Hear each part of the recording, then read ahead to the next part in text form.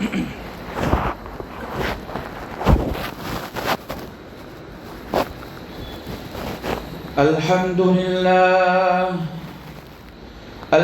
لله نحمده ونستعينه ونستغفره ونؤمن به ونتوكل عليه ونعوذ بالله من شرور أنفسنا ومن سيئات أعمالنا من يهده الله فلا مضل له ومن يضلله فلا هادي له صلى الله تعالى عليه وعلى آله وأصحابه وأزواجه وذرياته وصحابته كلهم أجمعين. أعوذ بالله من الشيطان الرجيم.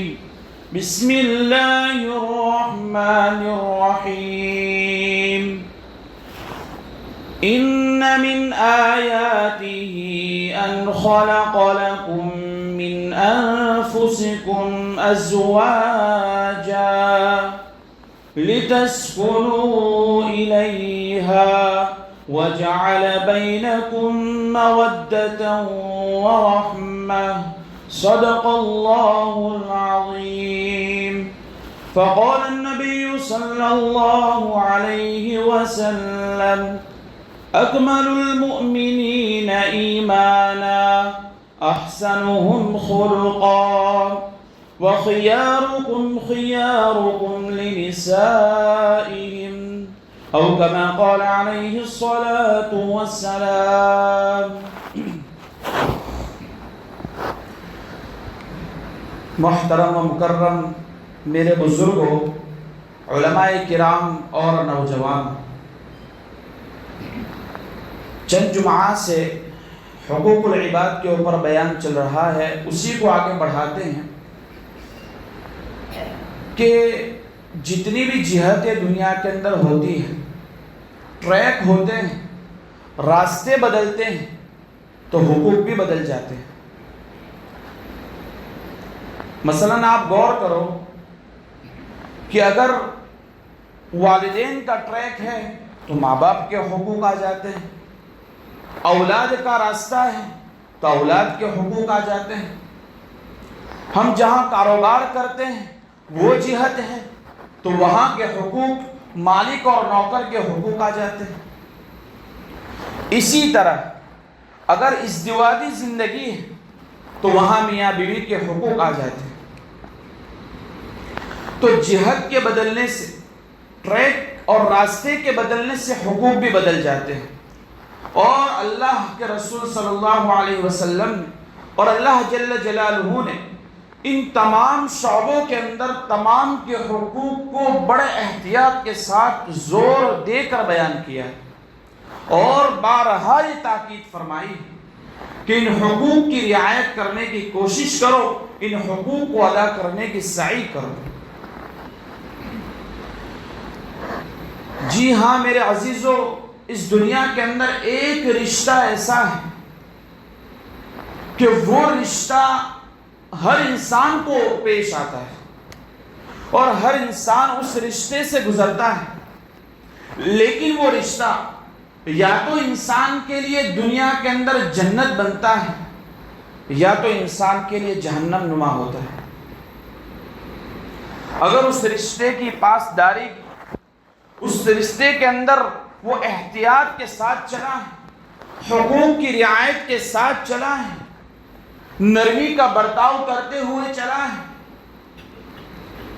نفسیات کا خیال رکھتے ہوئے چلا ہے، جذبات کو سامنے رکھ کر چلا ہے، تو وہ رشتہ انسان کے لیے جنت کے اندر، دنیا کے اندر ہی جنت بن جاتا ہے.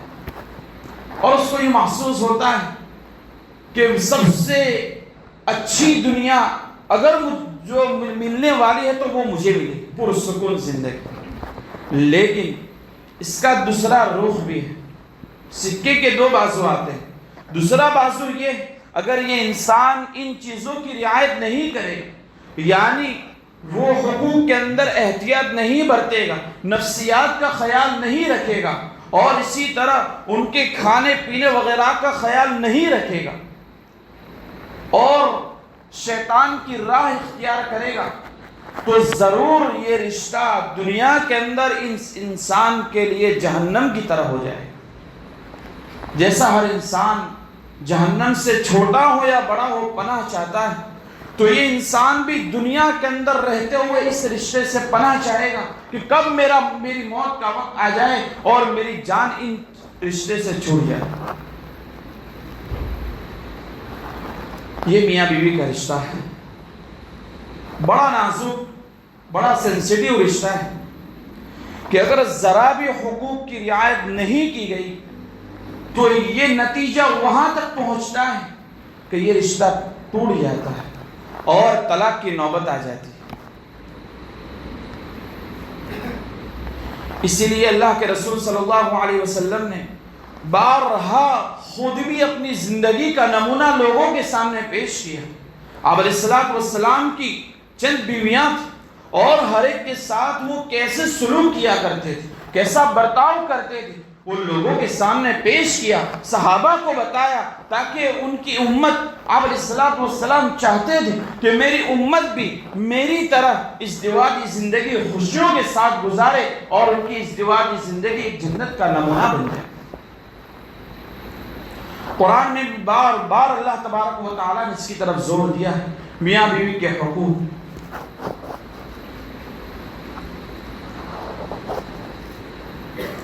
ابھی چند دن سے میں غور کر رہا تھا کہ ہمارے گھروں کے اندر جھگڑے کیوں ہو رہے ہیں، میاں بیوی کے اندر سب سے زیادہ جھگڑے کیوں ہو رہے ہیں۔ اور بھی دوسری فیلڈ کے اندر ہم دیکھتے ہیں، کاروبار کی فیلڈ ہو، اسکول کالجوں کی فیلڈ ہو، کہیں بھی چلے جاؤ، جھگڑے کیوں ہوتے ہیں؟ تو ایک بہت بڑے مفتی، حضرت مفتی تقی صاحب دامت برکاتہم العالیہ، ان کی کتاب جب میں نے آج صبح کھولی تو مجھے اس کا جواب مل گیا۔ بہت بہترین بات انہوں نے فرمائی۔ انہوں نے فرمایا کہ آج دنیا کے اندر جھگڑے اسی لیے ہو رہے ہیں کہ آج لوگ حق کا مطالبہ کرنے والے بن گئے لیکن حقوق کو ادا کرنے والے نہیں، اسی لیے آج جھگڑے ہوتے ہیں۔ آپ دیکھو ہر جگہ لوگ یوں چاہتے ہیں کہ ہمارا حق، ہمارا حق، ہمارا حق، لیکن کوئی یوں نہیں کہتا ہے کہ میں اپنا حق ادا کرنے کے لیے تیار ہوں۔ یہ نہیں، انہوں نے یہی جملہ استعمال کیا کہ حقوق کا مطالبہ بڑھ گیا ہے لیکن حقوق کی ادائیگی کم ہو گئی ہے، اسی لیے آج جھگڑے ہو رہے ہیں۔ میاں بیوی کے رشتے کے اندر بھی ایسا ہی ہے۔ اگر شوہر صرف اور صرف بیوی سے اپنے حقوق کو چاہ رہا ہوگا کہ بیوی میرے حقوق کو ادا کرے، بیوی میرے حقوق کو ادا کرے، اور یہاں بیوی یہ چاہ رہی ہوگی کہ شوہر میرے حقوق کو ہی ادا کرتے رہے، تو ضرور اس ازدواجی زندگی کے اندر روڑا پیدا ہوگا اور یہ لڑائی جھگڑوں سے ضرور خالی نہیں ہوگی۔ اس لیے کہ آج بہت سارے لوگوں سے یہ بات سننے میں آتی ہے کہ گھروں تو اصول سے چلتے ہیں، لیکن یاد رکھو یہ سراسر غلط ہے۔ گھریلو زندگی اصول سے نہیں چلتی، گھریلو زندگی کمپرومائز سے چلتی ہے، جس کو ہم گجراتی کے اندر باندھ چھوڑ کہتے ہیں۔ کچھ پکڑنا پڑتا ہے، کچھ چھوڑنا پڑتا ہے، اس سے گھریلو زندگی خوشی کے ساتھ چلتی ہے۔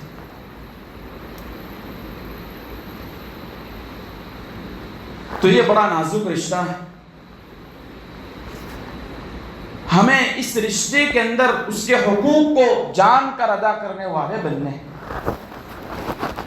اس لیے کہ جب انسان نکاح کرتا ہے تو نکاح کے موقع پر یاد رکھیے، جب انسان نکاح کرتا ہے تو اس کی بیوی یہ اللہ کے امان میں چلی جاتی ہے، لیکن یہ جب آدمی، یہ شوہر جب اس بیوی کے اوپر ظلم کرتا ہے، اس کو مارتا ہے، اس کو پیٹتا ہے، اس کو گالیاں دیتا ہے، اس کے ماں باپ کو گالیاں دیتا ہے، تو یاد رکھیے یہ اللہ کے امان کو توڑنے والا ہے۔ اور جو آدمی اللہ کے امان کو توڑے گا، بتاؤ کیا اس کے اوپر اللہ تبارک و تعالی عذاب نہیں دیں گے؟ کیا اس کی گھریلو زندگی خوشیوں کے ساتھ گزرے گی؟ یا پھر اس کی گھریلو زندگی پریشانیوں کا شکار ہو. حدیث پاک میں آتا ہے کہ کل قیامت کے دن تمام لوگ موجود ہوں گے. اللہ تبارک و تعالی ہر ذمہ دار کو بلائیں گے کہ بتا تو نے اپنی رعایا کے ساتھ کیا معاملہ کیا.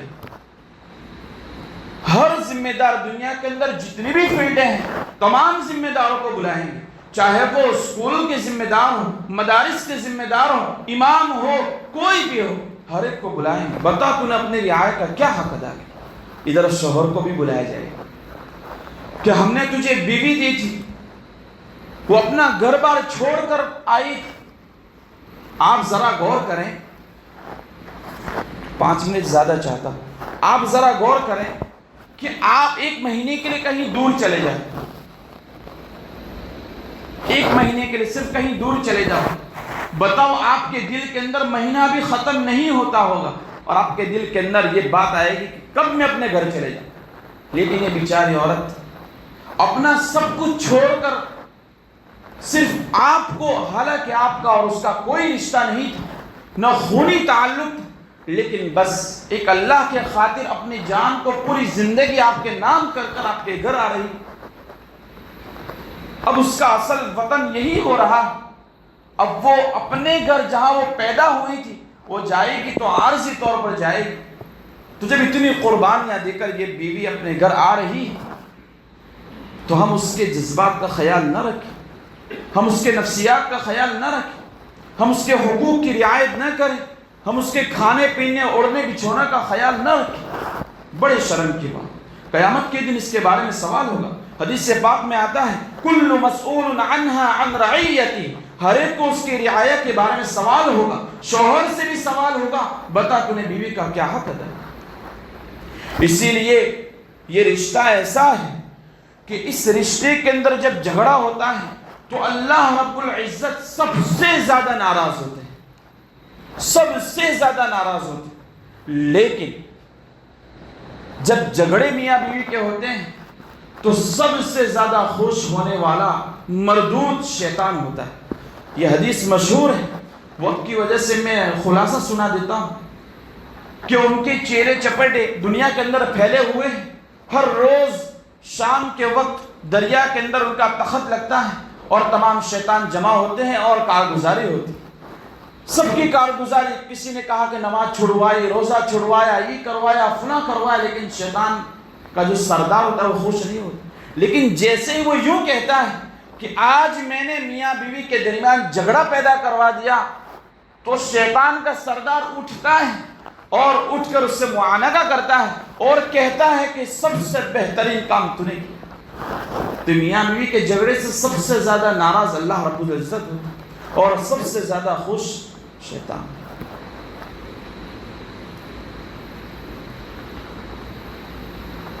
تو میرے عزیزوں, اس رشتے کے اندر ہمیں حقوق کو جاننا ہے. میں آپ کو چند موٹے موٹے حقوق بیان کروں. قرآن میں اللہ تبارک و تعالیٰ نے فرمایا الرجال قوامون علی النساء, مردوں کو عورتوں کے اوپر قوام بنایا ہے. قوام کا مطلب ایک امیر, ذمہ دار, حاکم. لیکن آج میں اور آپ حاکم اپنے آپ کو ایسا سمجھ بیٹھے ہیں کہ ہم یہ سمجھتے کہ ہم کو دیکھ کر بیوی چھوٹ جائے. ایک مرتبہ حضرت سے کہنے لگے کہ میں جب گھر جاتا ہوں چھٹیوں کے اندر تو میری میاں میری بیوی اور میرے بچے چھوٹ جاتے ہیں, میرے سامنے آنے کی کوشش نہیں کرتے. وہ بڑے فخر سے کہہ رہا ہے. حضرت نے کہا ٹھیک ہے بیٹا, یہ تیرا رویہ, یہ تیرا ظالمانہ رویہ ہے. آدمی تو ایسا ہونا چاہیے کہ گھر والے طلب کریں کہ کب میرا شوہر میرے گھر آئے. حدیث شریف میں آتا ہے جو میں نے ابھی آپ کے سامنے پڑھی, تم میں سب سے کامل ایمان والا وہ ہے جو سب سے بہترین اخلاق والا. وَخِيَارُكُمْ خِيَارِكُمْ لِنِسَائِهِمْ, اور سب سے بہترین وہ انسان جو اپنی بیویوں کے ساتھ اچھا ہو. اسی لیے ہمیں ایسا بننا ہے کہ ہماری بیویاں ہمیں گھر میں آنے کے لیے تڑپے کہ کب میرا شوہر آئے. آج ہم دیکھتے ہیں کہ بہت سارے بچے, بہت ساری بیویاں یہ کہتی ہیں کہ کب یہ گھر سے باہر نکلے. کیوں؟ ہمارا ظالمانہ رویہ. تو اللہ تبارک و تعالیٰ نے جب تم کو حاکم بنایا ہے، امیر بنایا ہے، اور امیر کا کام یہ ہوتا ہے کہ وہ خدمت گزار ہوتا ہے، نفسیات کا خیال رکھنے والا ہوتا ہے، کپڑے وغیرہ کا خیال رکھنے والا ہوتا ہے، کھانے پینے کا خیال رکھنے والا ہوتا ہے، امیر یہ ہوتا ہے. دوسری طرف قرآن پاک میں اللہ تبارک و تعالیٰ نے فرمایا وَجَعَلَ بَيْنَكُمْ مَوَدَّةً وَرَحْمَةً، تمہارے درمیان محبت اللہ تبارک و تعالیٰ نے رکھی. تو یہ صرف حاکمانہ تعلق بیوی کے ساتھ نہیں، بلکہ بیوی کے ساتھ ایک تعلق محبت کا بھی ہے. تو اس جمعہ کے لیے صرف اتنا ہی سبق ہے کہ اس میاں بیوی کا رشتہ جو اللہ تبارک و تعالیٰ نے ہمیں دیا ہے بڑا نازک رشتہ ہے، بڑا سینسٹیو رشتہ ہے. اس کا خیال رکھیں، اس لیے کہ شروع کے اندر میں نے آپ کو بات جہاں سے چلا تھا وہیں ختم کر رہا ہوں کہ یہ رشتہ یا تو ہمارے لیے دنیا کے اندر جنت کا نمونہ بن سکتا ہے یا تو ہمارے لیے جہنم کا نمونہ بن سکتا ہے. کیوں اچھا ہوتا کہ ہم اپنے لیے اس رشتے کو دنیا کے اندر جنت کا نمونہ بنیں. انشاءاللہ آگے کچھ حقوق اور ہمارے معاشرے کے اندر جو خرابیاں چل رہی ہیں موٹی موٹی وہ آئندہ جمعہ بیان. وما علینا الا البلاغ.